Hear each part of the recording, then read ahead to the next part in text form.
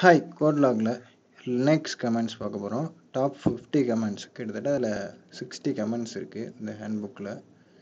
நம்ம ஏற்கனவே 5 comments episode 1ல் பார்த்துட்டோம்.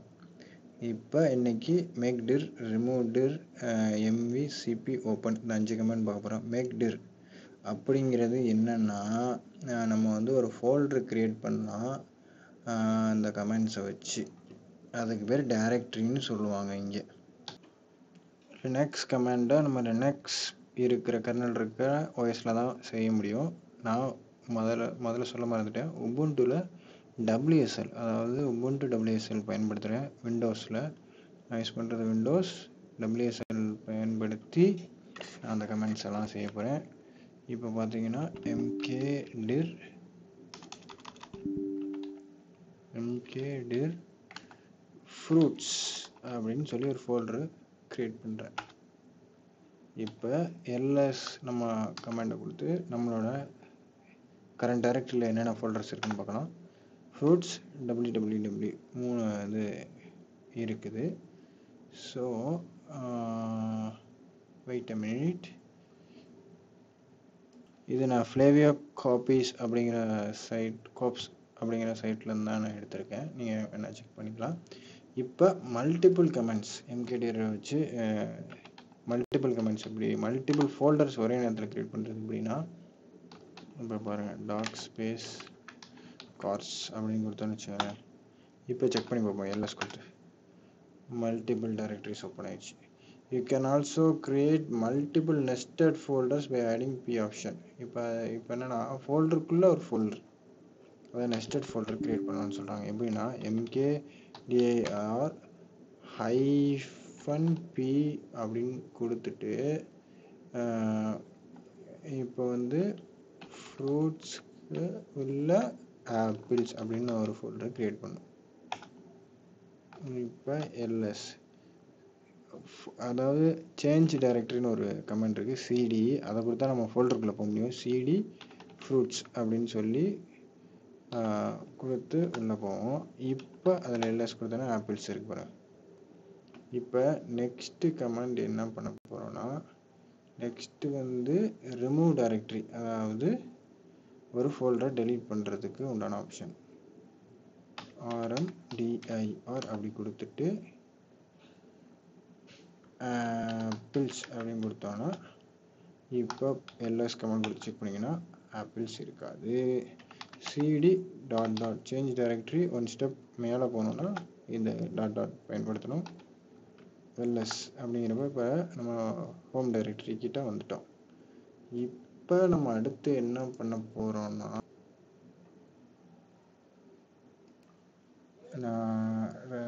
இப்போ நம்ம ஸ்க்ரோல் பேக் பண்ணுறதுக்காண்டி கிளியர் -x கொடுத்து நம்ம மேலே போயிடுவோம்.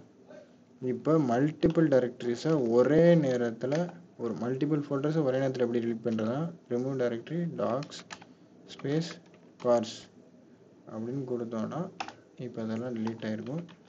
பார்த்தீங்கன்னா இருக்காது. இப்போ அதே மாதிரியே அந்த ஃபோல்டருக்குள்ளே ஃபைல் இருந்துச்சுன்னா சில டெலீட் ஆகாதில்ல, அதுக்கு ஒரு கமெண்ட் இருக்குது. பட் நம்ம ஒன்ஸ் ஃபைல் கிரியேஷனை பார்த்ததுக்கப்புறம் அதை செக் பண்ணுவோம். இப்போ அடுத்து நம்ம mv அப்படின்னு சொல்லுவோம். Once you have a file you can move it around using command. You can specify the file current path and its new path. இப்போ நம்ம ஃபைல், நான் சொன்னேன் ஃபைல் க்ரியேட் பண்ணதுக்கப்புறம் செக் பண்ணோம்னு சொல்லிட்டு, இப்போ நம்ம சிடி யூஸ் பண்ணி ஃப்ரூட்ஸ்குள்ளே ஃபஸ்ட்டு போயிடுவோம். இப்போ டச் பியர் அப்படின்னு சொல்லி ஒரு ஃபைல் க்ரியேட் பண்ணுறேன். இப்போ பார்த்தீங்கன்னா ஃபைல் இருக்கும். பட் இப்போ நம்ம mv அப்படிங்கிற ஒரு கமெண்ட், மூவ் பண்ணுற கமெண்ட் தான் யூஸ் பண்ணணும்னு சொன்னோம். அதுக்கப்புறம் ரிமூவ் பண்ணுற கமெண்ட்டுக்கு போகிறோம். mv பியர் நியூ -பியர் அப்படின்னு சொல்லி கொடுக்குறோம். இப்போ என்ன நடக்குதுன்னு பார்ப்போம். அந்த ஃபைல் நேம் பாருங்கள் சேஞ்ச் ஆகிடுச்சு. பியருங்கிறது நியூ பியர் ஆகிடுச்சு. நியூ பாத், அதாவது ரீநேமிங் ஃபைல்ஸ் தான். எம்விங்கிறது ரீநேமிங் ஃபைல்ஸ். ஓகே, இப்போ வந்து நம்ம வந்து இந்த ஃபைல்ஸ் இருக்க ஃபோல்டரை இப்போ டெலிட் பண்ணணும். அந்த கமெண்ட் போமா. அதுக்கு தான் என்ன வச்சுருக்காங்கன்னா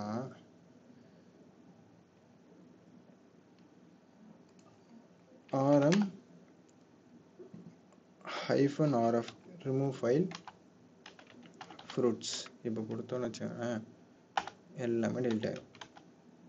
இப்போ வெறும் www தான் இருக்குது. ME comment. அடுத்து cp touch test. அடுத்து பார்க்க போகிறது cp கமெண்ட். cp கமெண்ட் வந்து அதுக்கு முன்னாடி ஒரு ஃபோல்டர் உருவாக்கிறோம். mkdir fruits ஃபோல்டர் உருவாக்கியாச்சு. இப்போ cp கமெண்டில் வந்து cd fruitsக்குள்ள நம்ம அதுக்கு முன்னாடி cp கமெண்ட் வந்து காப்பி பண்ணுறதுக்கு டச் டெஸ்ட். இப்போ ஒரு ஃபைல் உருவாக்கிட்டேன் டெஸ்ட்டுன்னு சொல்லிட்டு. இப்போ நான் என்ன பண்ண போகிறேன், cp apple another underscore apple cannot start apple no such file or இப்போ அந்த மாதிரி ஃபைலே இல்லைன்னு சொல்லியிருக்கு. இப்போ cp test apple அப்படின்னு கொடுத்துங்க. டெஸ்ட்டை ஆப்பிளை மாற்று அப்படின்னு சொல்லியிருக்கேன் நினைக்கிறேன். ஒரு ஃபைல் காப்பி ஆயிடுச்சு. காப்பி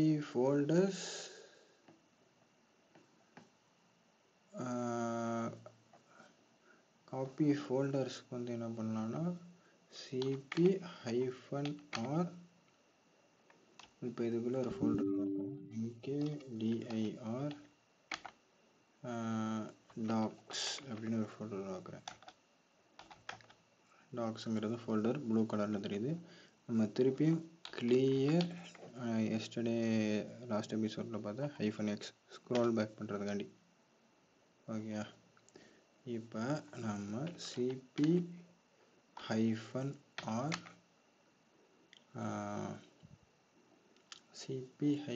-r டாக்ஸை காப்பி பண்ணு கார்ஸுங்கிற ஒரு ஃபோல்டர் உருவாக்கு. இப்போ பார்த்தீங்கன்னா வந்துடும். அதே மாதிரி ஒரு ஃபோல்டர் காப்பி பண்ணி அந்த ஃபைலோட சேர்த்து காப்பி பண்ணுறதுக்கு காப்பி பண்ணுறது.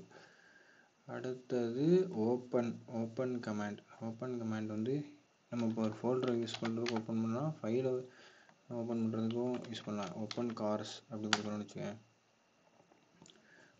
Open not found, open can be installed with open command இல்லைன்னு சொல்கிறாங்க வெர்ஷன். இதில் ஓப்பன் கமாண்ட் எப்படி இல்லாமல் போகுதுன்னு பார்க்குறேன். Open file name apple. WSL இப்போ ஓப்பன் கமாண்ட் இல்லை. Open command not found but can be installed with open man open no manual entry for open. அதாவது ஓப்பன் கமாண்ட் இதில் இல்லை. ஸோ டுடே இந்த கமெண்ட்ஸ் தான் பார்த்துருக்கோம். என்னென்ன பார்த்துருக்கோம், cp mv remove directory, make directory, touch, cd, ls எல்லாமே பார்த்துருக்கோம். பாய்.